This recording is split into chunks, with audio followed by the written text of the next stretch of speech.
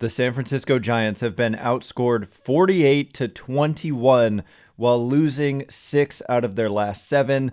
Last night was another blowout loss, and the third straight night they scored exactly 1 run. So we'll talk about what the heck is going on and how can the Giants get out of this funk next. You are Locked On Giants, your daily San Francisco Giants podcast, part of the Locked On Podcast Network, your team every day.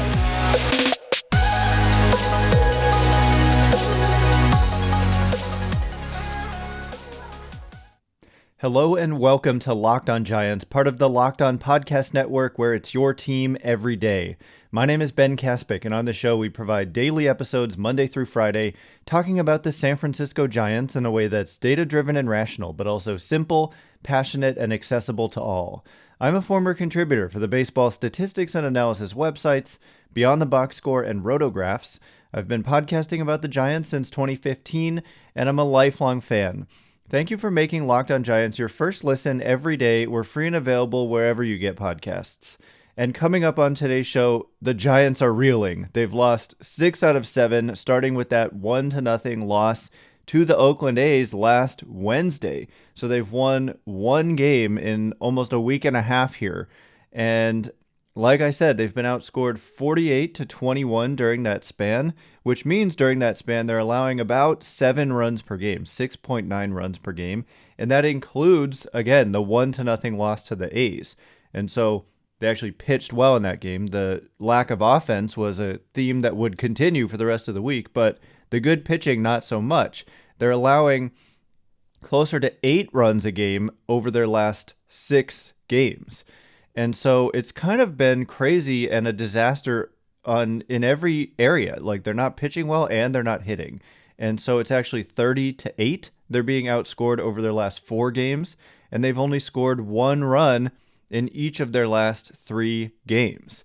And so it's ugly. What is going on? We're going to look at some of the numbers behind it and how do the Giants get out of this funk. Well, in a lot of ways, it does look like a temporary funk. You just don't go on putting up these kinds of atrocious numbers. And at the end of the day, the Giants still, because they banked a lot of wins early, they're still in a pretty good position with a 14-11 record. It's not like we're at the end of the season here. There's a ton of time to kind of correct course and get back on track. They still have a plus 18 run differential. And so something I've been thinking about a lot is, what if these were the first 7 games of the year and the Giants were 1-6 and they had this run differential? I can't do the math on the fly here. 48 runs allowed and 21 runs scored. We would be freaking out. There would be a lot of concern, like huge panic and concern. But then what if their first, 17 games that they played were actually the most recent 17, and they corrected course and they got to be 14-11 with a plus 18 run differential? At the end of the day, today here on Friday, May 6th, the results are the same, 14-11 plus 18 run differential. It doesn't really matter that this is the more recent set of games has been ugly and the prior set of games was much better.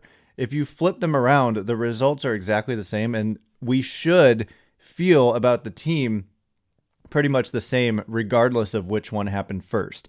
So it does go to show us that in small samples, and certainly a week is a small sample, all kinds of weird things happen in baseball, and it also should allow us to not get overly worked up about this. There's no doubt that they're not playing well, but there's also no doubt that teams are more than capable of playing like this for a week and then going on to play like the Giants played in their first 17 games of the year.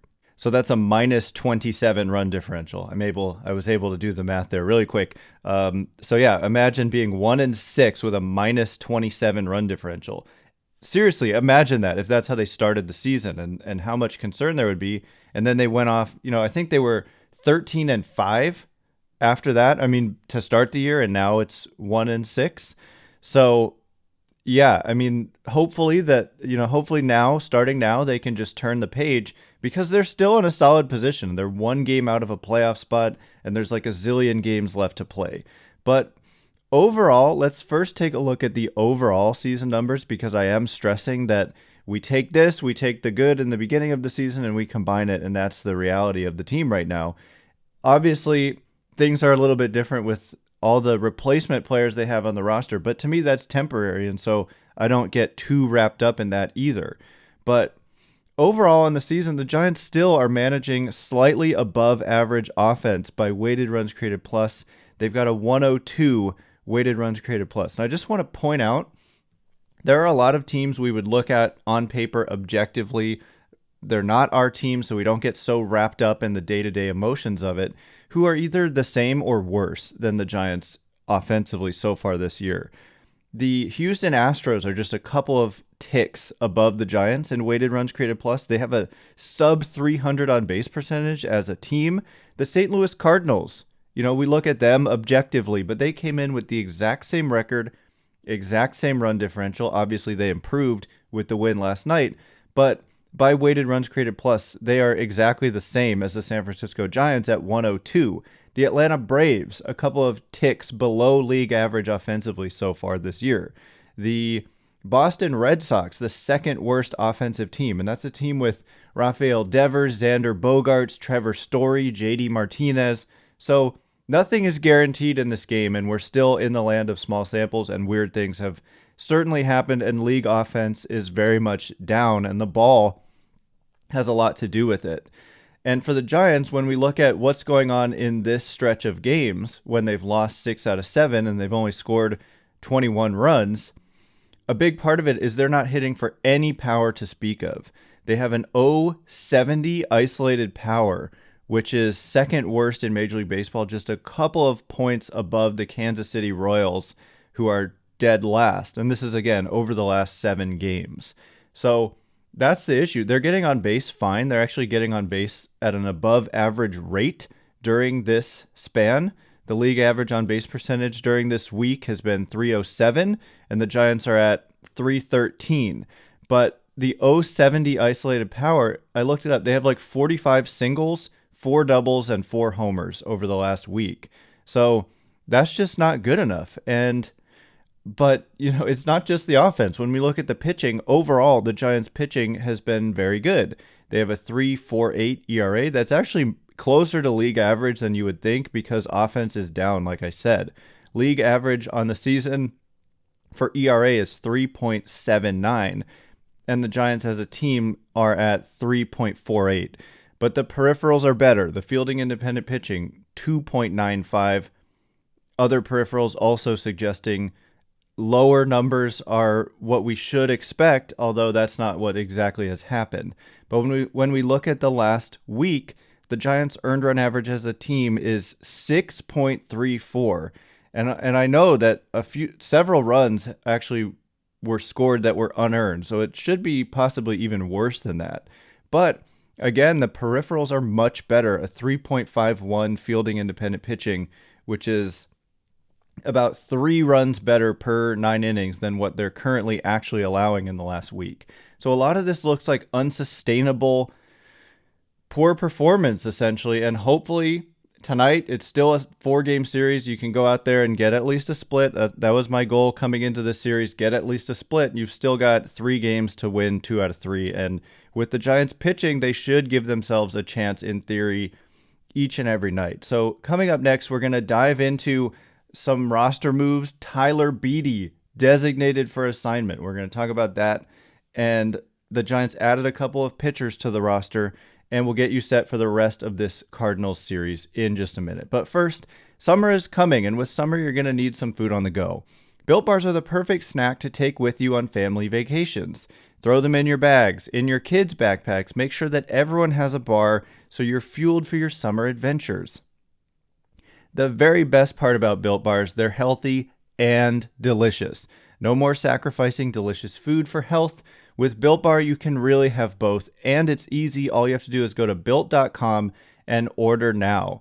All Built Bars and Puffs are covered in 100% real chocolate. That means with Built Bar, you can eat healthy and actually enjoy doing it. Most Built Bars contain 130 calories, 4 grams of sugar, 17 grams of protein. Compare that with a typical candy bar, and Built Bar is comparable in flavor. Candy bars contain upwards of 240 calories and 30 grams of sugar.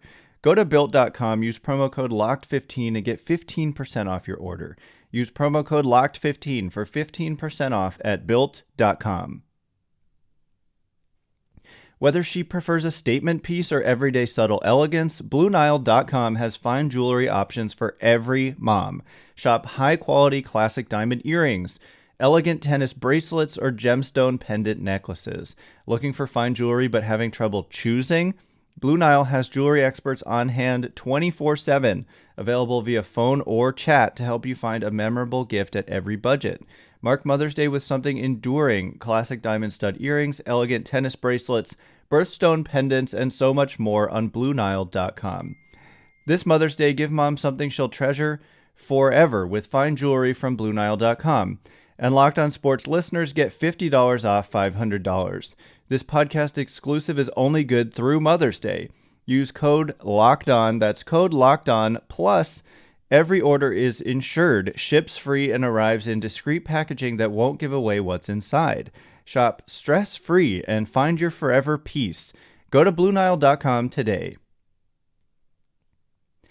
Alrighty, as promised, we are going to talk about Tyler Beede, the end of the line finally coming with the San Francisco Giants. Former first-round pick, got so many chances, so many ups and downs for Tyler Beede, and he finally yesterday gets designated for assignment by the Giants. So we'll talk about why that happened, what it means, and who came onto the roster in his place, and also some impending roster moves that hopefully will be what gets the Giants out of this serious funk they're in.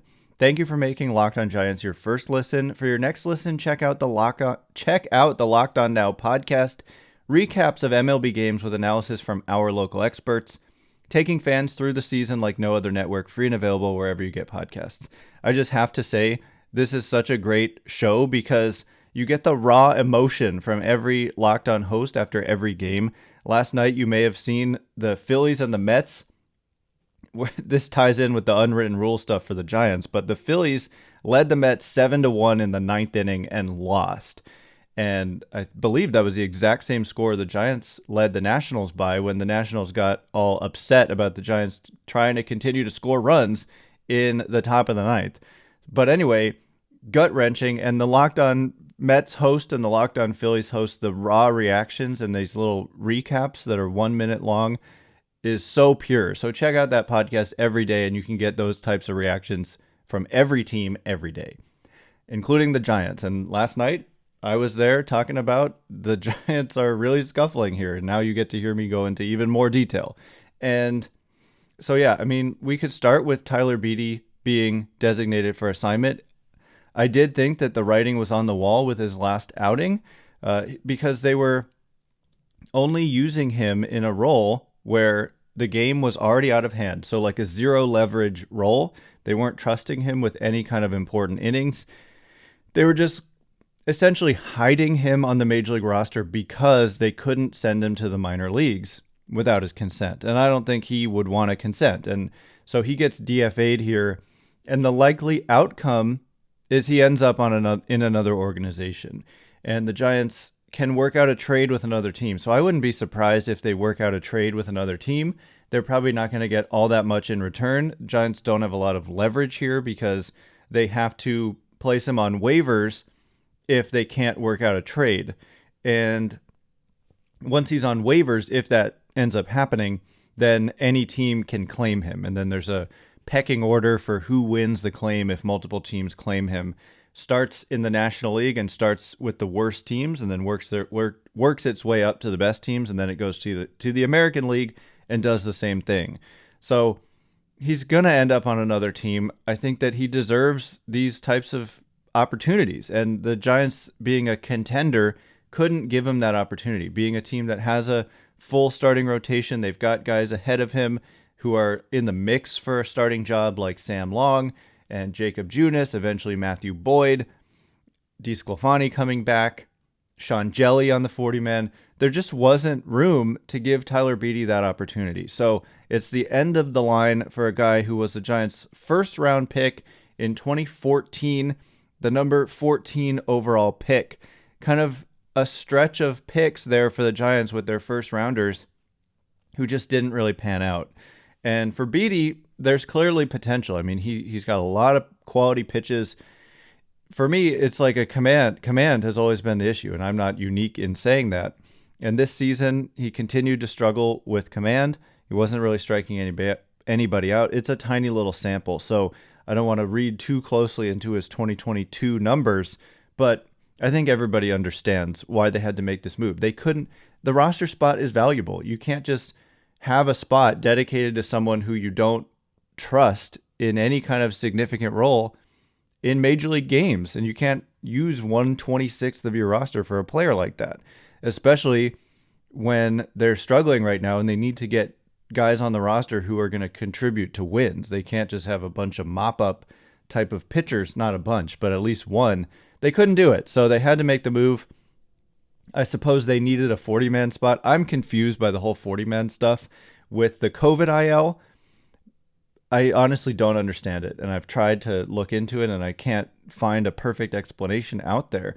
But when you put guys on the COVID IL, and the Giants had 4 of them, I mean, Steven Duggar, I think he also had COVID, but I don't know if they put him on the COVID IL because he was already on the 60-day IL, which removes you from the 40-man temporarily. But when you put a guy on the COVID IL like Belt, Leone, Littell, and Yastrzemski, they get temporarily removed from the 40-man roster. So you can add guys from your minor league system or whatever to the 40-man, and then when the player who had COVID comes back, I believe you can take those other players off without penalty, without having to DFA them. But so far they've made some like DFAs, and they've put Jason Krizan on waivers, and he went unclaimed, and then he went back to the minors. So I don't totally understand what's going on there. It could be all the guys they added. They had to do this anyway. Like when they added Mike Ford, and they added Kevin Padlo, and they added Isan Diaz. I'm probably going a little bit into too much detail for most of you listening, but suffice it to say they needed a 40-man spot, I believe, when they added back Zack Littell off the COVID IL. And so that's why this Tyler Beede DFA happens, because that opens up a 40-man spot so they can re-add Zack Littell. And they also obviously needed a major league roster spot to add another player to the major league roster. And so DFAing Tyler Beede took care of 2 things at once. So I wish Tyler Beede the best. Seems like a good dude, and he's got potential, and don't be surprised if he goes somewhere and could figure it out and become a good major league pitcher. He showed flashes of it with the Giants at times, especially at the end of 2019 and in spring training 2020, and then he had Tommy John, so it just the timing hasn't worked out for him. But so moving on, the Giants have more players they're going to have to add to the roster. LaMonte Wade Jr., being on the injured list, he wasn't on the COVID IL, so it doesn't involve this 40-man crunch that we were just talking about with Littell and with the other COVID guys. But LaMonte Wade Jr. was in San Francisco last night, and so I would not be surprised if he is activated today, which I think would be much needed. It's kind of the type of shot in the arm this team pretty clearly needs right now. You're going to see a right-handed starter for the Cardinals tonight in Jordan Hicks, who is an interesting guy who throws very hard, but to have another lefty bat on the roster for that game, I think would very much be a good thing. So coming up next, we'll talk about the players who are coming and what the corresponding move could be specifically for LaMonte Wade Jr. Is he going to be activated tonight? And then we'll get you set for the rest of this series, talk about how the Giants can get back on track. BetOnline.net is your number one source for all your betting stats and sports info. Find all the latest sports developments, league reviews, and news, including this year's basketball playoffs, Major League Baseball, and this weekend's Run to the Roses as the Kentucky Derby is back. BetOnline is your continued source for all your sporting wagering information, from live betting to playoffs, esports, and more.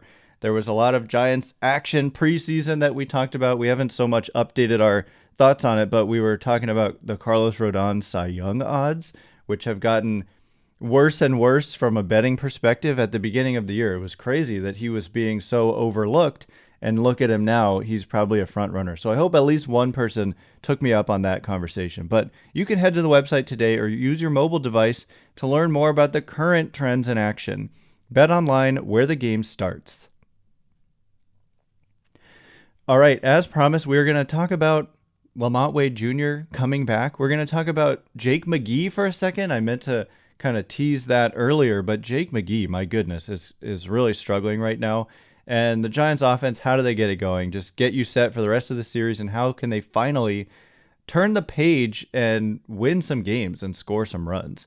So activating LaMonte Wade Jr. would help. The fact that he's in San Francisco tells me it's either today or tomorrow. And when we look at tomorrow, it's going to be a lefty starter on the mound. And so why not just activate him tonight? The only reason they wouldn't do it, and I think fans are a little bit frustrated, but they want to be sure he's 100% healthy. They always take the long view with things like this, and for good reason, right? You rush him back and then he gets hurt again, and then you lose him for a longer period of time.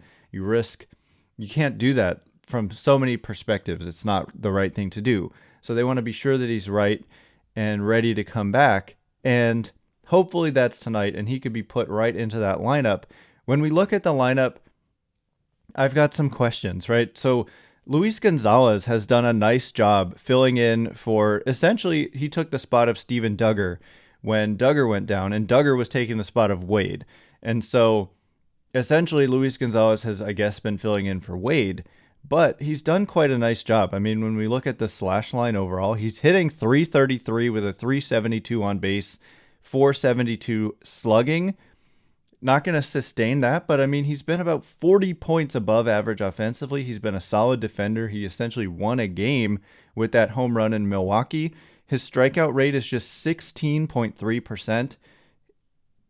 Just across the board, I'm seeing solid numbers. It's too early to say, well, he's a great player and this is fantastic, but he's performed well.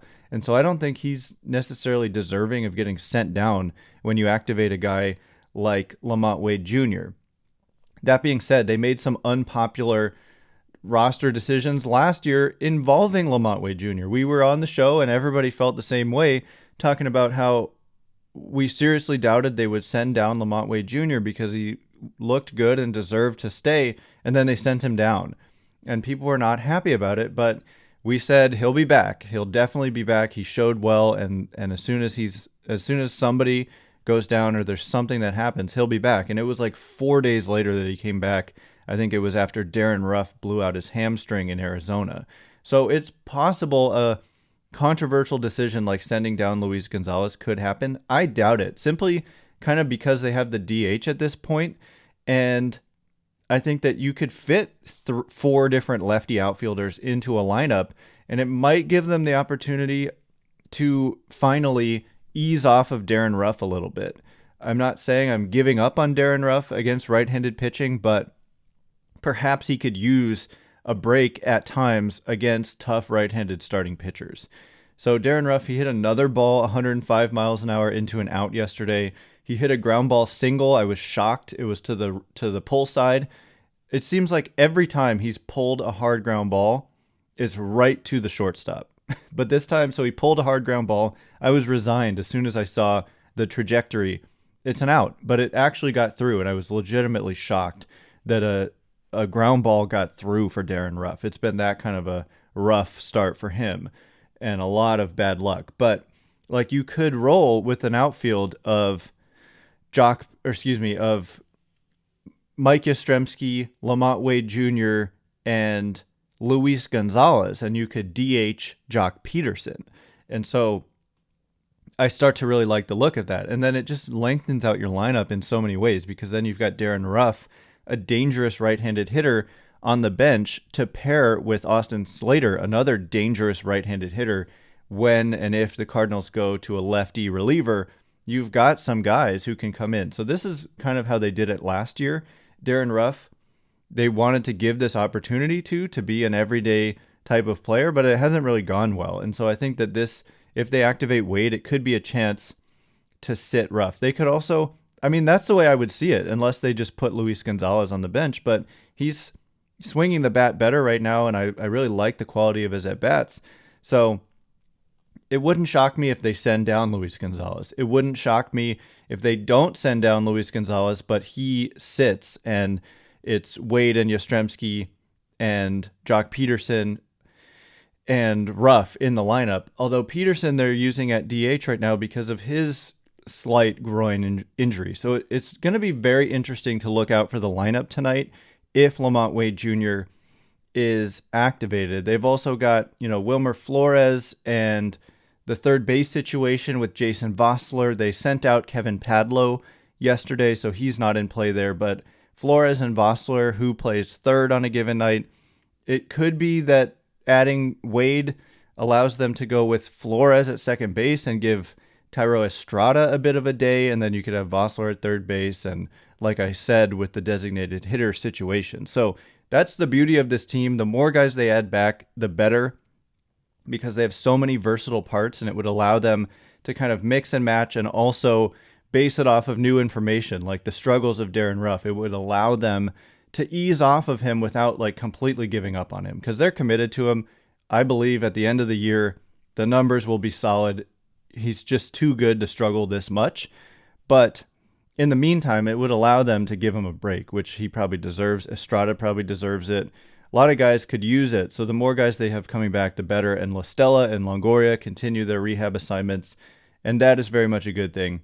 Just want to mention, Jake McGee very much struggling out of the bullpen. Struggled again last night. He's really been hurting them out of the pen, not striking anybody out. I have some concerns about Jake McGee. Just wanted to mention that. But I like the way things start to look with Wade being activated. So hopefully that's tonight, and hopefully the Giants can get back on track and win at least 2 out of the next 3 against the Cardinals. Like I said, they're still in a good spot, 14-11. So you just got to forget how they got here and just they're here. They're 14-11. They've got the good run, solid run differential, and today's a new day. So that is all the time we have for today. Thanks again for making Locked On Giants your first listen every day. For your second listen, check out the Locked On MLB podcast. Paul Francis Sullivan, please call him Sully, brings you his unique perspective on the major leagues past and present.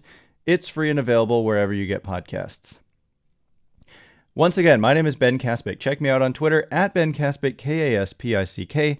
If you like this show, please consider rating it or leaving a review. It helps me out so much, so thank you in advance, and thank you to everyone who's done so already.